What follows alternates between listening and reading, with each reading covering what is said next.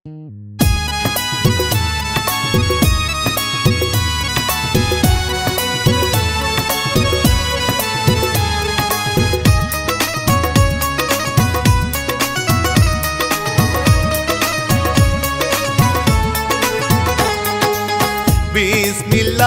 কালেমা বইলা আমি জবানে খুলিলা, নূর নবীজি রওজা শরীফে আমার হাজার সালাম। আবু বকর উমর ফারুক উসমান গনি হযরত বিল্লাল তাদের পথে আল্লাহ আমাকে পথ দেখিয়ে দাও। আমি শিল্পী রানা বাপি সুরে দিলাম তা,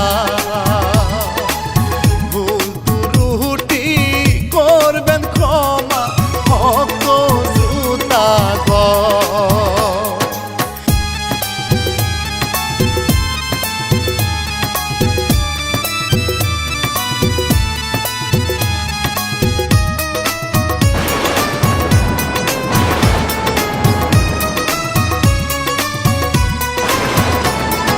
বন্দনা শেষে আমি রানা বাপি আপনাদের মূল ঘটনা বলিব। একই পেটে দুই রকম সন্তান, দুই জাতের দুই ভাই গো। একটি ভাই যে সব হয় আর একটি মানুষ হয়। একই পেটে একই দিনে দুইজনের জন্ম হয়। মায়ের মমতা ভালোবাসা দুইজনের সমানে পায়।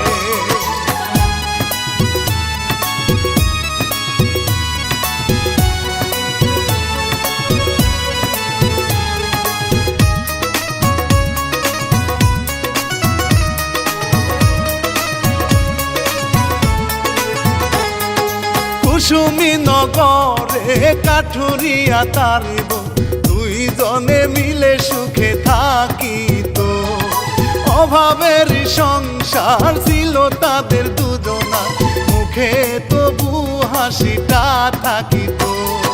দিন আনে দিন খায় তাদের সংসারে হায়, তবু মোহনে করে তারা মহাসুখী দুইজনায়। একে অন্যের ভালোবাসায় তাদের জুড়ি নাই।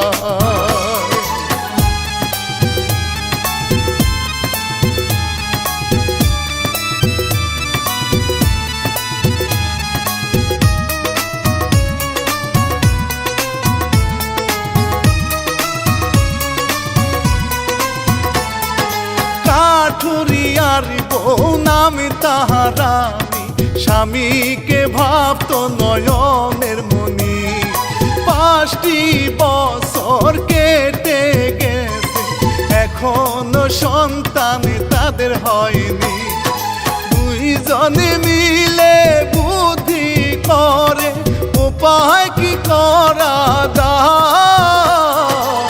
রানী তখন স্বামীকে বলে চলো না সাধু বাবার কাছে, হয়তো আমরা সন্তান পাবো সাধু বাবার আশীর্বাদে।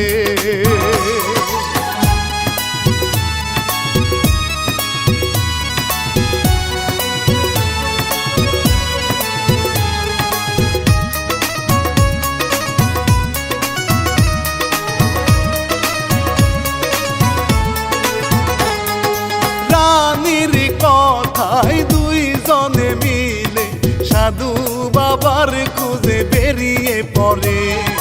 চলতে চলতে বন জঙ্গলে কত সাধু বাবাকে খুঁজতে থাকে। পিপাসাতে রানী করে ছটি ফল, ক্লান্ত হয়ে পড়ে। কাঠুরিয়াকে বলে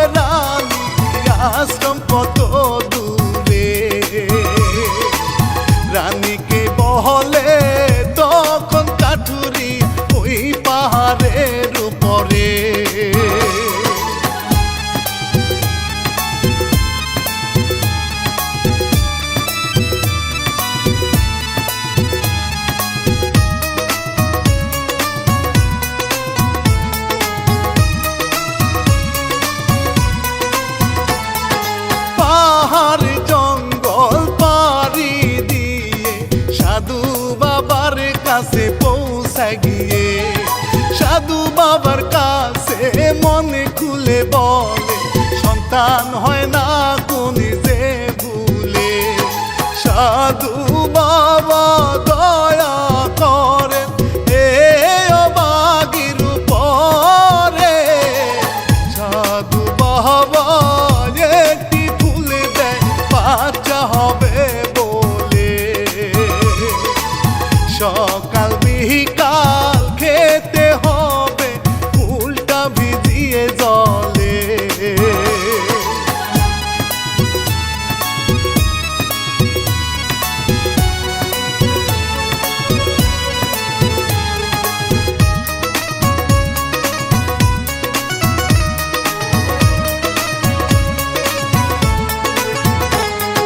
রানী বাড়িতে ফুল নিয়ে আসে ভিজিয়ে রাখে জলের গ্লাসে। ভক্তি ভরে জলে পানি করে বিশ্বাস রাখে মনের ভিতরে। সন্তানের মা হব যে আমি এই ফুলের উছিলা। কাঠুরিয়া তখন রানীর কথায় অনেক খুশি হয়। সারা জীবন কৃতজ্ঞ থাকিব সাধু বাবার কাছে হায়।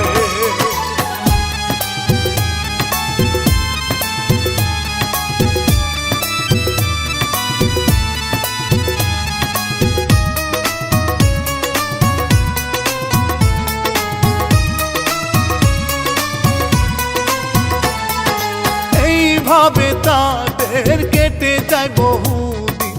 আসলো এবারে তাদের খুশির দিন। রানী বলে শুনো তুমি কি জানি নরে পেটের ভিতরে। কাঠুরিয়া বলে রানী এইবার মা ডাক শুনিবে তুমি। আলো করে আসবে ঘরে আমাদের নয়নের মনি। আর কইরো না ভারী কাম কাজ সাবধানে চইল রানী।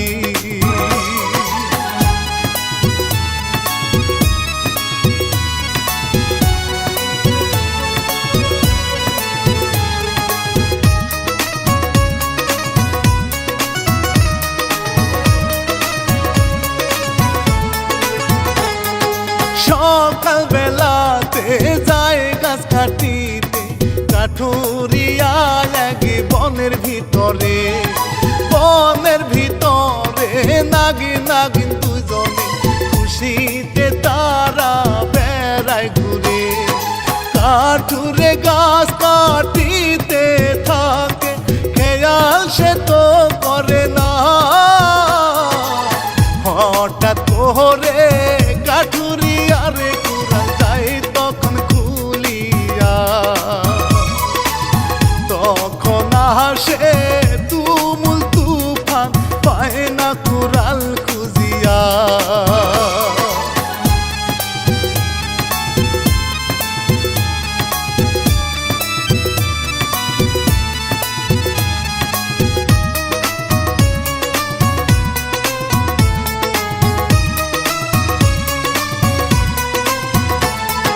কাঠুরিয়ার কুড়াল লাগে নাগে রোগায় তখনই নাগো মারা যায়। কাঁদে নাগিন নাকে বুকে জড়িয়ে বলে এমন কে করিল হায়। কাঠুরে তখন কুড়াল খুঁজিতে বসে যায় রে সে নাগিন তখন রেগে মেগে কাঠুরিকে দেখতে পায়। নাগের মৃত্যুর কারণ কাঠুরে নাগিন করে দায়।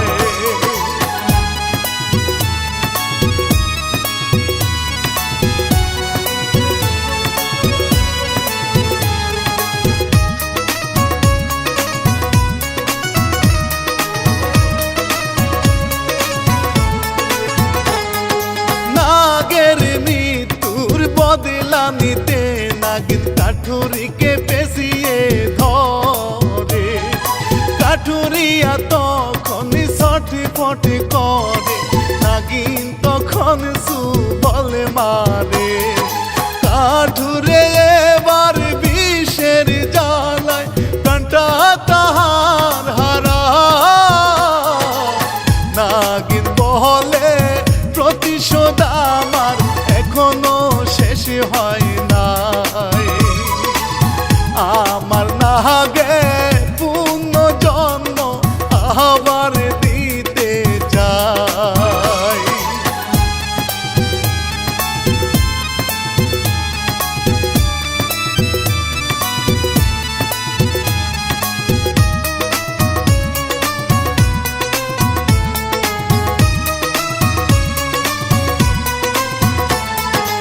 এইবার নাগিন আসে রানীর বাড়ি, সাধু বাবার উদ্ধারণ করিয়া। ডাকে রানীকে ঘরের বাহিরে আসতে, রানী যায় বাগে হইয়া। নাগিনী বলে আর একটি ফুল তোমাকে খেতে হবে। এইবার নাগে পূর্ণ জন্ম রানীর গর্বে হবে। নতুন করে নাগের জন্ম পৃথিবীতে আবার হবে।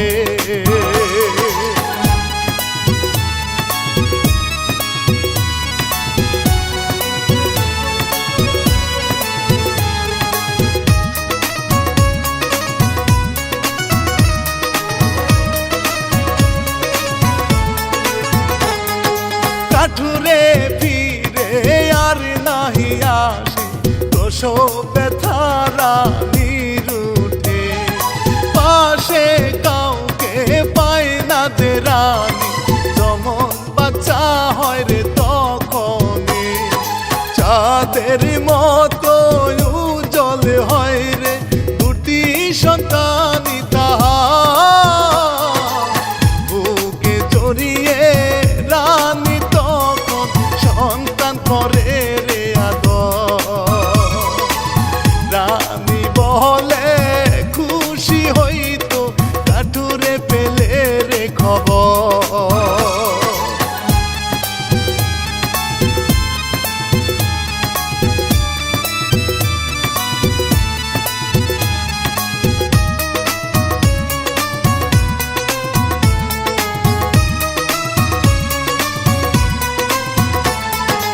এইভাবে রানীর কাটে বহু বছর, সন্তানরা তাহার বড় হয় রে।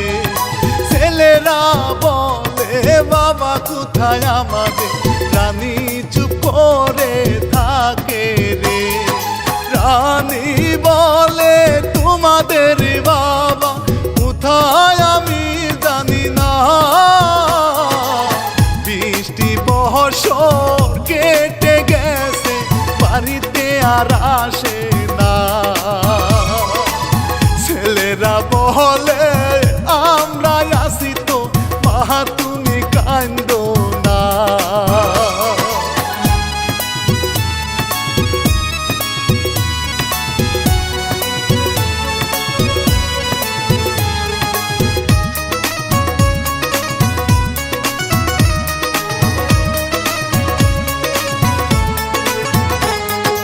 রানীর ছেলে সুরেশার স্বপন, দুজনকে ভালোবাসে দুইজন। দুইজনার ভিতরে নেই বিবাদ হিংসা, দুইজনার শুধু আছে ভালোবাসা। যেখানে যায় দুইজনে যায়, খাবার ভাগ করে খায়। তাদের এত ভালোবাসা দেখে মায়ে অনেক খুশি হয়। ছেলেরা এখন বড় হইছে, তাহারাও কাজে যেতে চায়।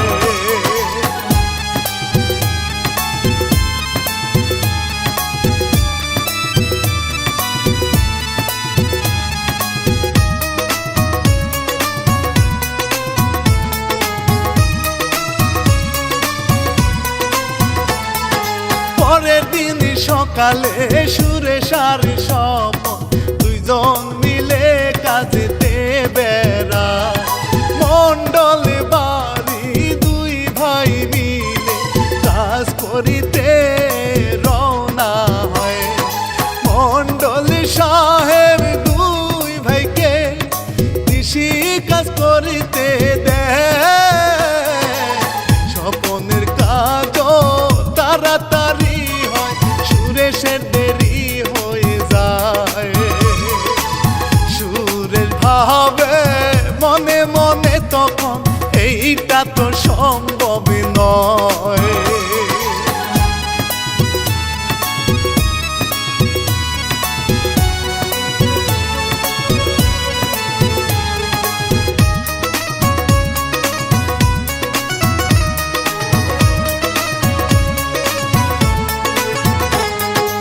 এইভাবে তারা দুই ভাই মিলে মণ্ডল সাহেবের কাজ করে হঠাৎ একদিন মণ্ডল সাহেবের মেয়ে সুরেশকে সাথী পছন্দ করে কাজের চলে তাদের কাছে কথা বলে সে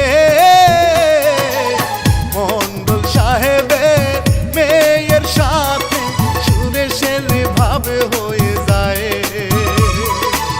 সুরেশ সাথীকে পছন্দ করে মনের কথা খুলে জানায়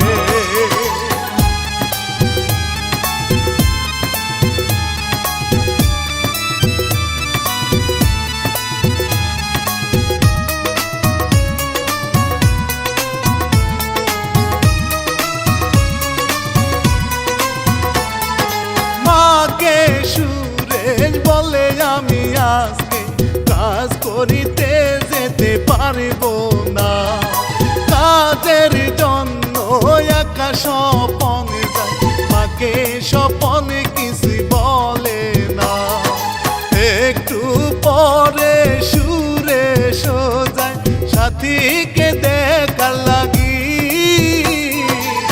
সাথী সুরে দুইজন মিলে দেখা করে নিরালায় হঠাৎ করে সাথী সুরেশ নাগিনকে দেখতে পায়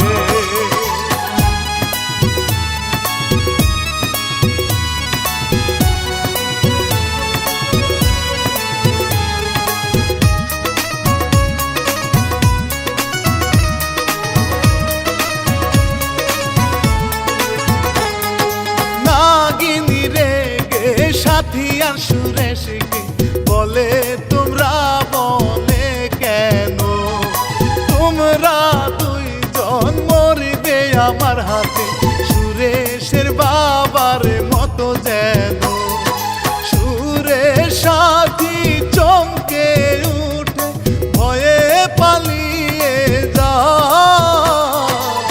নাগিন তখন দুইজনের পিছনে তাহারা করে হায় হঠাৎ করে সাপুরের বিন নাগিনের কানে পৌঁছায়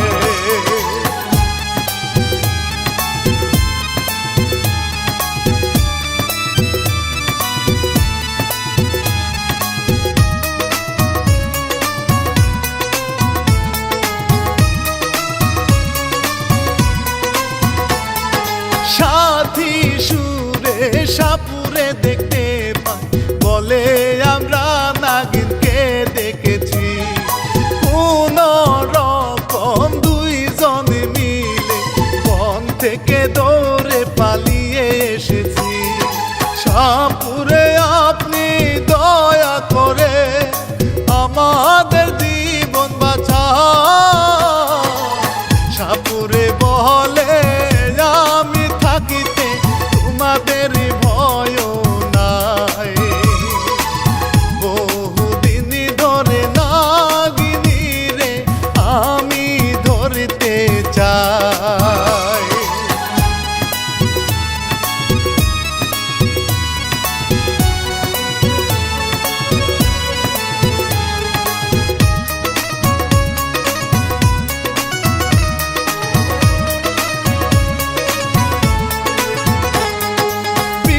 রাতে সাপুরে যায় বনের ভিতরে, নাগিনকে সে ধরার জন্যে।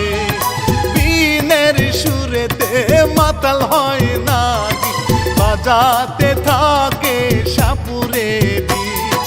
নাগিন তখন সাপ হয়ে করতে ঢুকে যায়। সাপুরের বিন নাগিনের কানে আর যে নাহি পোষায়। সাপুরে তখন ব্যর্থ হয়ে জঙ্গল ছেড়ে যায়।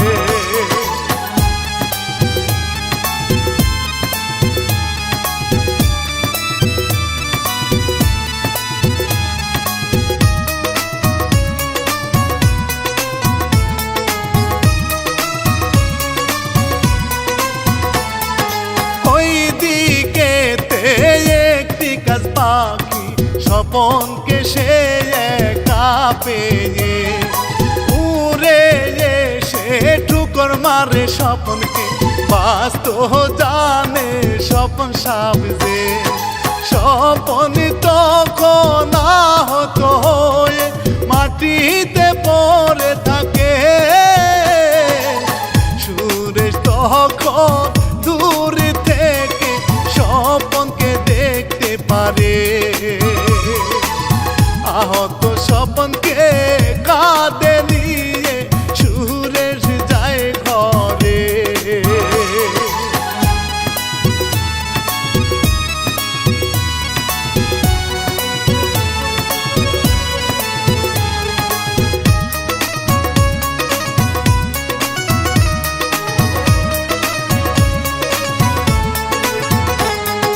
রাত্রিবেলা দুই ভাই মিলে এক বিছানায় তারা ঘুমায় রে।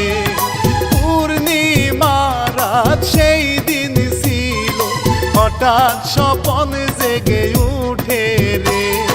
স্বপন তখন বিষের ব্যথায় চিৎকার করতে থাকে। সুরেশ তখন জেগে উঠে আচমকা ঘুম থেকে। দেখে স্বপন কেমন জানি নীল রং হয়ে গেছে।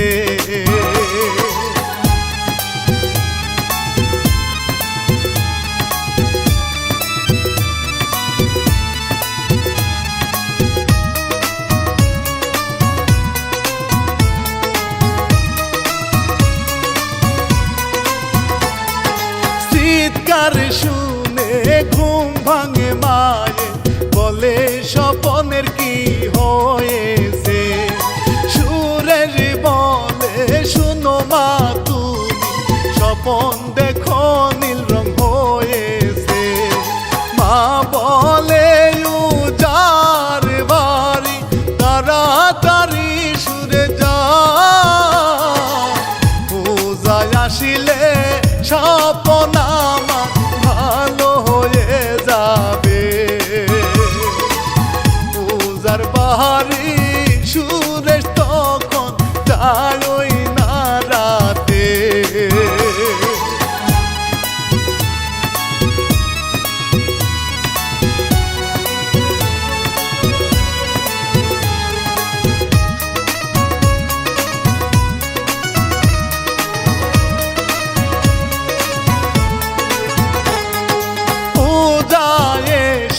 দেখে বলে মানুষই নয় তো সে তো সাপ। মায়ে বলে স্বপন আমার সন্তান, কিভাবে সে হয় রে সাপ। হঠাৎ করে স্বপন তখন ধরে সাপের রূপ। পূজা তখন মন্ত্র পড়ে সাপকে ধরে নেয়। ধরিয়ে রাখে তার ঝাঁপিতে সাপকে তখন আয়।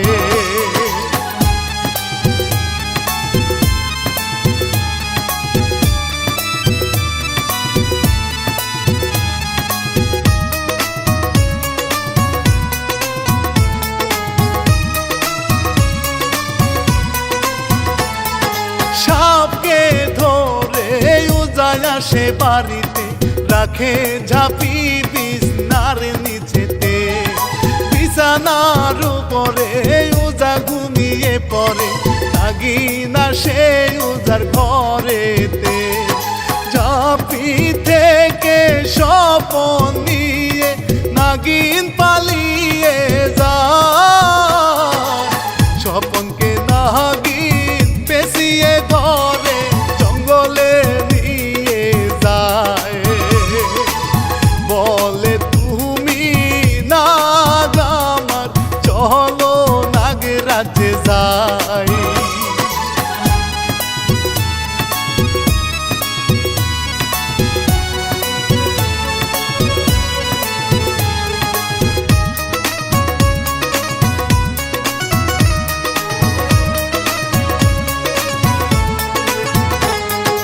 পরের দিন সকালে সুরের সারে মা দুইজনে আসে উজার বাড়ি।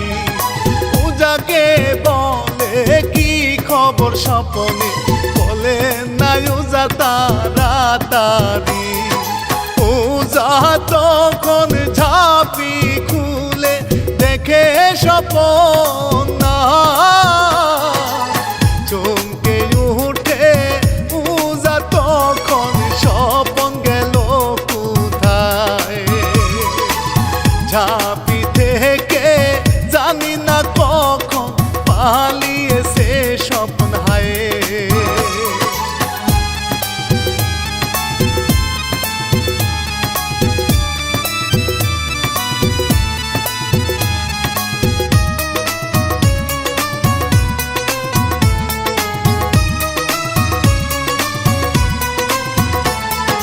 বনের ভিতরে তারা সবাই মিলে স্বপনকে তারা খুঁজিতে থাকে।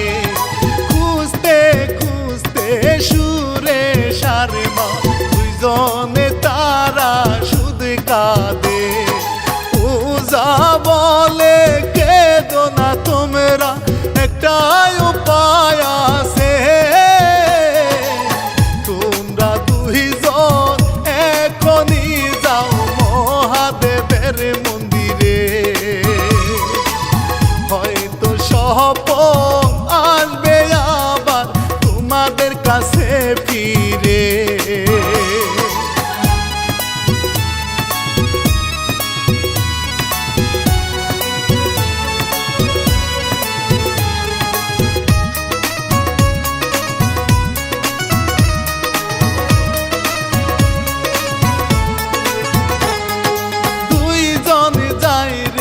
মহাদেবের মন্দিরে কেঁদে তাদের ফরিয়াদ জানাই রে।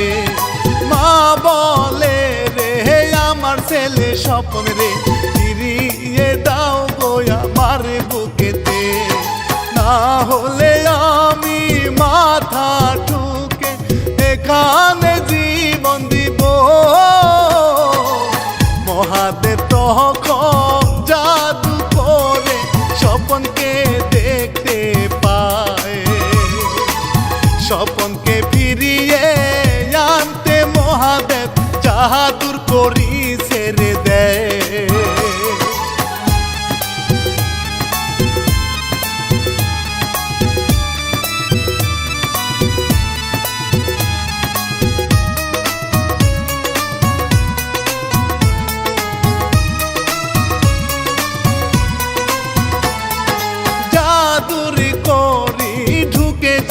প্রাসাদে বসে গিয়ে স্বপনের মাথাতে তুলে আনে মহাদেবের সামনে। সাপ থেকে সে মানুষ রূপে, প্রাসাদের দরজা চিরদিনের জন্য বন্ধ হয়ে যায়। নাগিন তখন প্রাসাদের ভিতর একা আটকে যায়। সুরে স্বপন মা মিলে সবাই আবার এক হয়।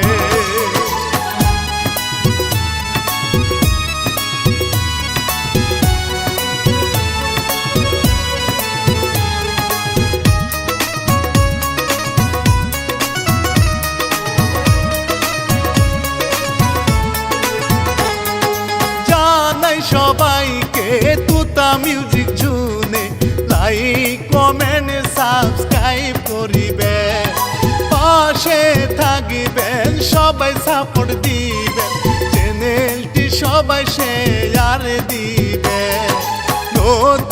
নতুন কিচ্ছা পেতে আমাদের পাশে থাকিবে। আমি শিল্পী রানা বাপ্পি জানাই বিদায় সালাম। ভক্ত শ্রোতা গুণীজনেরা ভালো থাকবেন সবাই।